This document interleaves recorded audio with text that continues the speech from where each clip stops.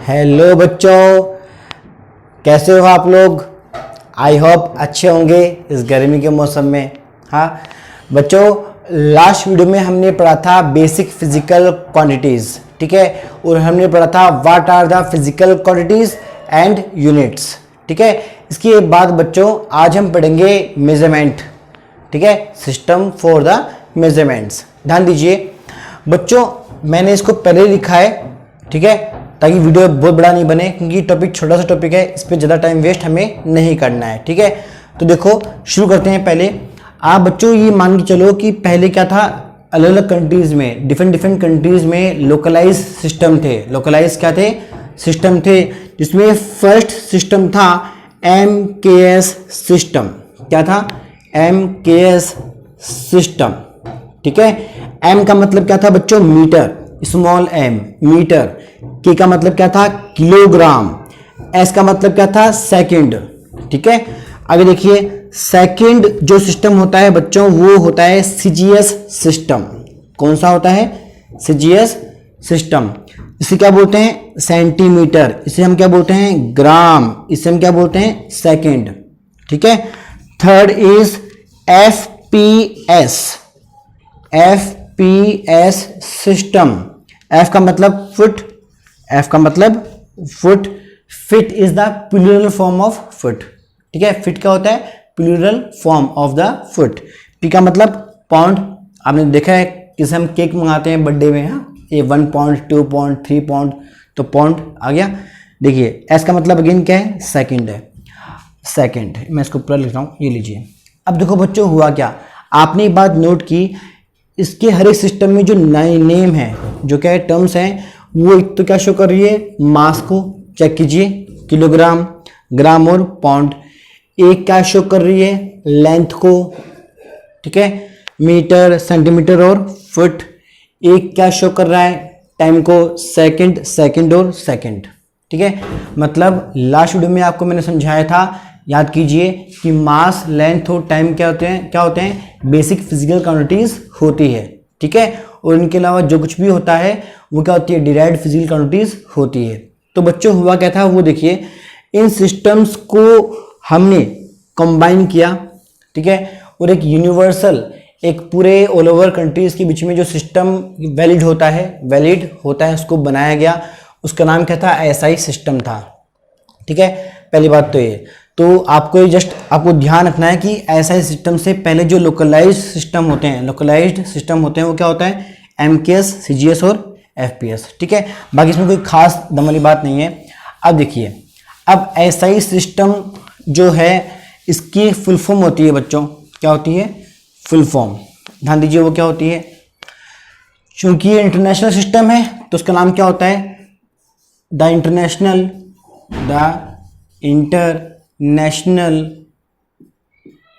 System of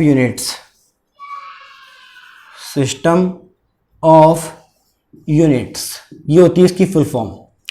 पहली बात तो ये। फिर जब इसको बनाया गया था तो इसमें 7 बेसिक फिजिकल क्वांटिटीज को क्या किया गया था, ऐड किया गया था, जो आपको मैं लास्ट वीडियो में बता चुका हूँ, ठीक है। देखिए टाइम कम लगे इसलिए मैंने इसको पहले ही ड्रॉ कर रखा है। Length, mass, time, temperature, electric current, luminous intensity, amount of substance, ये क्या होगी, 7 क्वांटिटीज हो गई, ठीक है। सिंबल जो होते हैं वो मैंने लिखे हैं, लेंथ कैपिटल L भी काम में ले सकते हो, स्मॉल l भी काम में ले सकते हो। ऐसे ही मास, टाइम, टेम्परेचर, ठीक है, इस तरीके से। फिर देखिए इंटेंसिटी के लिए सिंबल भी हम पढ़ेंगे बाद में, L भी होता है, I भी होता है, ठीक है। आगे देखिए इनकी यूनिट भी होती है, लेंथ किस में काउंट होगी, मीटर में, मास किस में काउंट होगा, kg में, ध्यान रखना स्मॉल m होता है, ठीक है। टाइम किस में, सेकंड में। टेम्परेचर क्या होता है, केल्विन। बच्चों ये यहाँ थोड़ा सा आपको ध्यान देना पड़ेगा, K का मतलब क्या होता है, केल्विन। अब ये है क्या, ध्यान दो, आपने 10th क्लासेस सीखा था कि जो टेम्परेचर होता है उसको हम किस में करते हैं मेजरमेंट, डिग्री सेल्सियस में। किसमें, डिग्री सेल्सियस। तो केल्विन का मतलब क्या होता है, ध्यान दीजिए, केल्विन इक्वल टू, जब कभी किसी टेम्परेचर में हमने ऐड कर दिया कितना, 273.15, टेम्परेचर किस में होना चाहिए, डिग्री सेल्सियस में होना चाहिए, उसमें हमने क्या ऐड कर दिया, 273.5, ठीक है, कर दिया ऐड। तो ये जो वैल्यू आएगी यहाँ, जो भी वैल्यू होगी वो किस में होगी, केल्विन में होगी। किस में होगी, केल्विन में। और बच्चों आमतौर पे क्या होता है, जैसे 0.15 बहुत कम होता है तो उसको हम कई बार नेगलेक्ट कर देते हैं। क्या कर देते हैं? नेगलेक्ट। तो कई बुक्स में आपको, कई रेफरेंस बुक में क्या मिलेगा, 273 भी मिलेगा, तो भी सही है, कोई दिक्कत नहीं है। उन्होंने 0.15 क्या कर दिया, इग्नोर कर दिया। ठीक है, जैसे एग्जाम्पल लेते हैं, आपसे कहा जाए आइस पॉइंट, आइस पॉइंट जो होता है उसको कन्वर्ट कीजिए किसमें, केल्विन में। किसमें? केल्विन में। अब आइस पॉइंट का मतलब क्या, जब आइस बनना शुरू होती है, बर्फ बनना शुरू होती है, तो ये कैसा होता है, 0 डिग्री सेल्सियस, 0 डिग्री सेल्सियस। तो इसमें ऐड कीजिए कितना, 273, तो कितना आएगा, 273 केल्विन। ठीक है, आपसे कहा जाए हमारा जो रूम टेम्परेचर होता है, रूम टेम्परेचर, बच्चों देखो रूम टेम्परेचर की जो वैल्यूज होती हैं वो डिफरेंट आपको मिलेंगी बुक्स के अंदर। कई बुक्स में होता है 25 डिग्री सेल्सियस को हम क्या बोलते हैं, रूम टेम्परेचर, कमरे का टेम्परेचर। और कई बुक्स में आपको क्या मिलेगा, 27 डिग्री सेल्सियस। तो कोई दिक्कत नहीं है, दोनों आसपास ही हैं, ध्यान दीजिए। तो कहा गया convert the room temperature into the kelvin. तो सिंपल सी बात है, इनमें भी आप क्या ऐड कर दोगे, 273 ऐड कर दोगे, तो जो आंसर आएगा किसमें आएगा, केल्विन में आएगा। ठीक है, तो आपको भूलना नहीं है, 11th क्लास में एंट्री आपने कर ली है, तो आपको जितने भी टेम्परेचर होंगे आपको सब किसमें निकालने पड़ेंगे, केल्विन में फाइंड आउट करने पड़ेंगे। ठीक है, आगे देखिए, इलेक्ट्रिक करंट या कोई जाना बचाना है, बहुत ही easy, rate of flow of charge ampere, याद आया कुछ, सब कुछ नॉर्मल है। आगे देखिए, ल्यूमिनस इंटेंसिटी। बच्चों लास्ट वीडियो में आपको मैं सिखा चुका हूँ, आपसे मैंने कहा था कि ल्यूमिनस इंटेंसिटी उन सभी सोर्सेज के लिए डिफाइन होती है जिन सोर्सेज से मोनोक्रोमेटिक लाइट क्या हो, एमिट हो। ठीक है, तो अभी इसको हम पढ़ेंगे कॉलेज लेवल में, ये हमारे स्कूल लेवल में काम में नहीं आता। और उसकी जो होती है यूनिट वो क्या होती है, कैंडेला, CD। ठीक है, आगे देखिए, अमाउंट ऑफ सब्सटेंस, ये हमारे काम आता है, बहुत ही इंपॉर्टेंट चीज़ है, ध्यान दीजिए बच्चों। बच्चों आपने केमिस्ट्री में पढ़ा होगा 1 मोल, क्या पढ़ा होगा, 1 मोल। 1 मोल में किसी भी एटम, किसी भी मटेरियल का जो एटम होते हैं वो कितने होते हैं, 6.02 × 10⁻23 एटम्स। मतलब किसी मेटल में अगर इतने एटम्स होते हैं तो उसको हम क्या बोलते हैं, 1 मोल बोलते हैं। तो बच्चों ये 1 मोल काउंट होता है किसके लिए, अमाउंट ऑफ सब्सटेंस के लिए। ठीक है, जब इसकी हम बात करते हैं यूनिट की, किसकी बात करेंगे, यूनिट की बात करेंगे, तो जो मोल में जो स्मॉल ई है उसे हम क्या करते हैं, हटा देते हैं, और निकल लिखते हैं MOL एज एन यूनिट, ध्यान रहेगा। ठीक है, ये हमारे पास 7 बेसिक फिजिकल क्वांटिटीज क्या हो गई। ठीक है, अब देखो बच्चों, जो नेक्स्ट है, हमने इन 7 क्वांटिटीज के अलावा 2 क्वांटिटीज को और चूज किया है, जो एंगल है, जो क्या है, एंगल है। इसको भी हम थोड़ा सा डिटेल में पढ़ना चाहेंगे, ध्यान दीजिए। देखिए, प्लेन एंगल, देखो बच्चों रटने की कोशिश कभी नहीं करनी है, आपको समझना है। नाम में क्या लिखा हुआ है, प्लेन, मतलब सरफेस कैसी होनी चाहिए, एकदम प्लेन। ठीक है, जैसे आपका ये बोर्ड है, ठीक है, आपने पढ़ा है मैथमेटिक्स के अंदर क्या, ग्राफ। ठीक है, जहाँ मान लीजिए ओरिजिन है, ये एक्सिस एक्स है, ये एक्सिस क्या है, वाई है, तो ये जो पूरा जो एरिया है इसे हम क्या बोलेंगे, XY प्लेन। तो इस प्लेन में जहाँ भी एंगल फॉर्म होगा वो सब क्या होगा, प्लेन एंगल। ठीक है, जैसे और भी लीजिए, और भी चीज़ें बहुत सारी हैं। ट्रायंगल जो होता है, ट्रायंगल कैसा होता है, फ्लैट होता है, तो यहाँ पे जो भी एंगल बनेंगे वो सब क्या होंगे, प्लेन एंगल होंगे। एक सर्किल हमने पढ़ा, फेमस कौन होता है, सर्किल होता है हमारे ज्योमेट्री में। ठीक है, हमारे फिजिक्स में बहुत ज़्यादा काम आता है ये ट्रायंगल और सर्कल। ध्यान दीजिए, सर्किल में क्या होता है, सेंटर, ये क्या होती है, रेडियस, ये भी क्या होती है, रेडियस मान लीजिए। तो ये मेरे पास एक क्या बन गया, आर्क, क्या बन गया, आर्क AB। आपने ऐसा पढ़ा है मैथमेटिक्स के अंदर। अब देखिए इसका यूज़ हम यहाँ पे करेंगे इन द न्यूमेरिकल्स। कैसे करेंगे, अगर यहाँ पे एंगल थीटा हो, एंगल क्या हो, थीटा हो, तो इसका एक फॉर्मूला होता है, वो क्या होता है, ध्यान दीजिए, एंगल इक्वल टू होता है आर्क अपॉन में रेडियस, अपॉन में रेडियस। ठीक है, आगे देखिए, आर्क का मतलब क्या होगा, AB पे क्या लगा दोगे, आर्क, रेडियस का मतलब कैपिटल R। ठीक है, तो ये जस्ट क्या बन जाएगा, फॉर्मूला बन जाएगा। आपने पढ़ा था मैथमेटिक्स के अंदर length of the arc, length of the arc. ठीक है, तो वो चीज़ यहाँ पे काउंट होगी, काम में आएगा हमारे ये। ठीक है, अब बच्चों देखो, इसकी जो होती है यूनिट वो क्या होती है, रेडियन। क्या होती है, रेडियन, शॉर्ट में क्या बोलते हैं, RAD। वैसे क्या होता है, RADIAN, ध्यान देगा। अब देखिए बच्चों, रेडियन है क्या, ध्यान देना, इसको मैं आपको समझाना चाहूँगा, ये आपके लिए बहुत काम में आएगा। ठीक है, क्योंकि अभी यार 11th क्लास में आप एंट्री कर रहे हो, ध्यान दीजिए।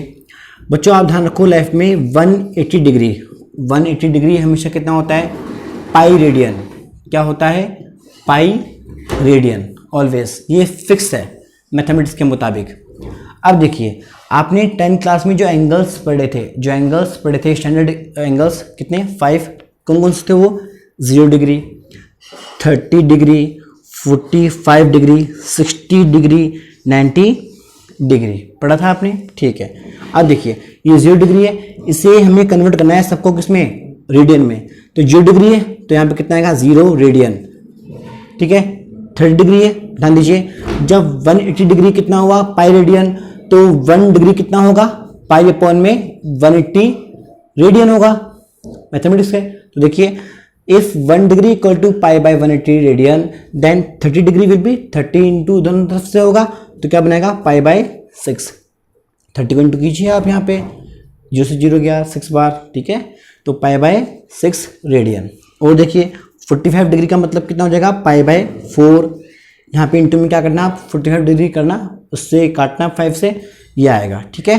फिर देखिए 60 डिग्री है, 60 यहाँ पे आएगा मान लीजिए, तो क्या बनेगा पाई बाय 3 रेडियन, ठीक है। 90 का मतलब जस्ट हाफ हुआ, नहीं हुआ जस्ट हाफ, तो यहाँ पे भी क्या आ जाएगा, हाफ हो जाएगा, तो पाई बाय 2 रेडियन। ये बात होगी, पहली बात तो ये, ठीक है। तो बच्चों भूल मत जाना, कन्वर्जन आपको आना चाहिए डिग्री का किसमें, रेडियन में, क्योंकि 11th क्लास में हम मोस्टली एंगल्स, बाद में हम डिग्री क्या लेंगे, रेडियन काम में लेंगे, ठीक है। तब वो ये कन्वर्जन आना चाहिए। आगे चले, और भी देखिए, और भी जो फेमस है वो आपको मैं बताना चाहूँगा। जैसे मान लीजिए मेरे पास कितना है 270 डिग्री है, 270 डिग्री आपने पढ़ा है ग्राफ के अंदर, याद आया कुछ, 0 डिग्री, 90, 180, 270, 360, ठीक है। तो वो चीज़ है। तो देखिए 270 डिग्री हमें चाहिए, तो अगेन भी अप्लाई करोगे आप, when 1 degree equal to pi by 180, then 270 degree means 270 into यहाँ से हो जाएगा, तो ये बच्चों यहाँ के पास आएगा कितना, 3 पाई बाय 2 रेडियन। कितना आएगा, 3 पाई बाय 2 रेडियन। आगे चले, ठीक है। फिर देखिए 360 डिग्री, 360 डिग्री का मतलब जस्ट ट्वाइस, कितना हो जाएगा 2 पाई रेडियन।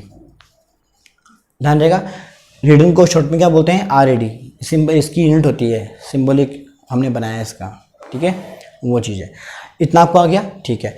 अब देखो बच्चों नेक्स्ट क्या है, सॉलिड एंगल। ये है क्या बच्चों, ध्यान देना आप बच्चों, इसकी डेफिनेशन को अगर अपन देखेंगे ना, आपको थोड़ा सा बेकार लगेगा। क्या लगेगा, बेकार। आप बोलोगे सर ये क्या चल रहा है, ये हम क्यों पढ़ रहे हैं, लेकिन बच्चों इन सब का यूज़ आप पढ़ोगे बाद में धीरे धीरे स्लोली, ठीक है। देखो सॉलिड एंगल, बच्चों आपके पास कोई स्क्वायर हो, क्या हो, कोई स्क्वायर जिसकी साइड हो, फिक्स हो साइड, ए,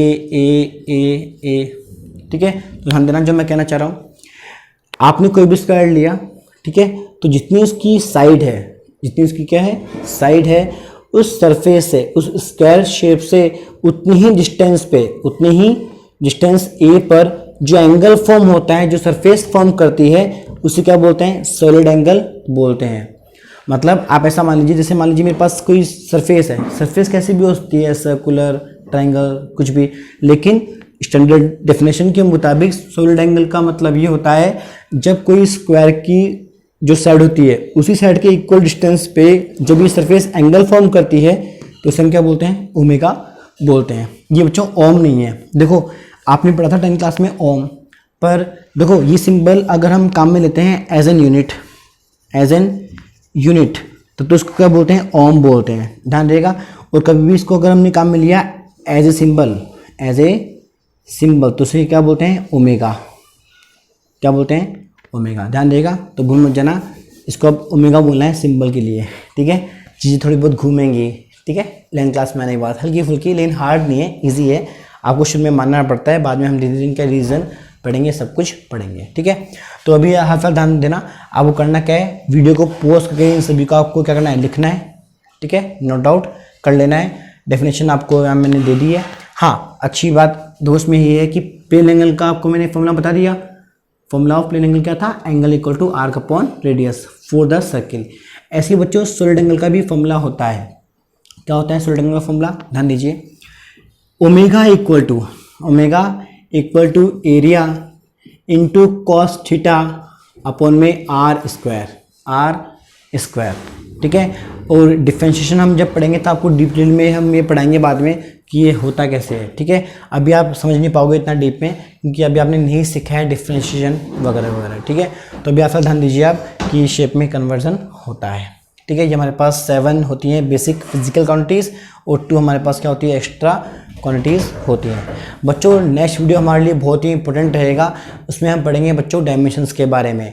डायमेंशंस एक बहुत ही अच्छा कंसेप्ट है, जहाँ से फाउंडेशन लेवल जो होते हैं अपने, उनमें न्यूमेरिकल्स क्वेश्चन स्टार्ट होते हैं। अभी तक आपने जो कुछ भी पढ़ा है वो जस्ट इंट्रो पार्ट था, ठीक है।